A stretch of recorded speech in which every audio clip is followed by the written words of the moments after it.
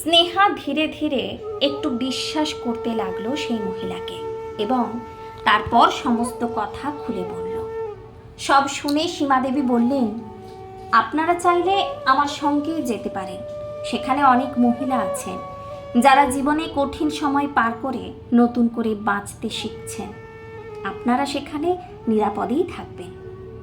আর কোনো উপায় না দেখে স্নেহা ও অন্তরা দেবী তাঁর কথায় রাজি হলেন। সেখানে পৌঁছে স্নেহা অবাক হয়ে গেল। কেউ বাচ্চাদের পড়াচ্ছে, কেউ সেলাই করছে, আবার কেউ অফিসের কাজ করছে।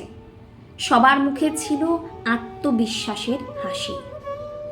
অন্তরা দেবীকে নিয়ে একটি ঘরে বসতেই এক তরুণী এসে চাবি দিয়ে বলল, এটাই আপনাদের ঘর, আপাতত আপনারা এখানেই থাকুন। অনেকদিন পর স্নেহা মনে একটু শান্তি পেল। পরদিন সকালে সে সীমা দেবীর অফিসে গেল। সীমা দেবী হাসি মুখে জিজ্ঞেস করলেন, কোনো অসুবিধা হচ্ছে না তো? স্নেহা বলল, না, তবে আমি তো এখন কোনো ভাড়া দিতে পারবো না আপনাকে। সীমা দেবী বললেন, ভাড়ার কথা ভাববেন না, আগে নিজের মনকে সুস্থ করুন, তারপর এখানে কাজ করতে পারবেন। অনাথ বাচ্চাদের পড়ানো, তাদের দেখাশোনা করা, অনেক ধরনের কাজ রয়েছে।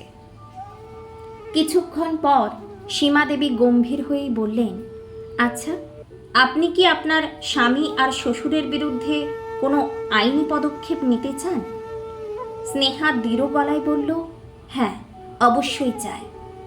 সীমা দেবী মাথা নাড়লেন, ভালো, এই বিষয়ে বিস্তারিত কথা আমরা পরে বলবো।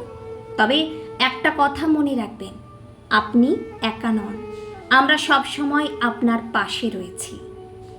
সীমা দেবীর কথায় নতুন আশার আলো দেখতে পেল স্নেহা, কিন্তু সে জানতো না সামনে আরও বড় লড়াই অপেক্ষা করছে। প্রীতম কি এত সহজে তাদের ছেড়ে দেবে? অলোকেশ বাবু কি তাদের অপমান মেনে নেবেন?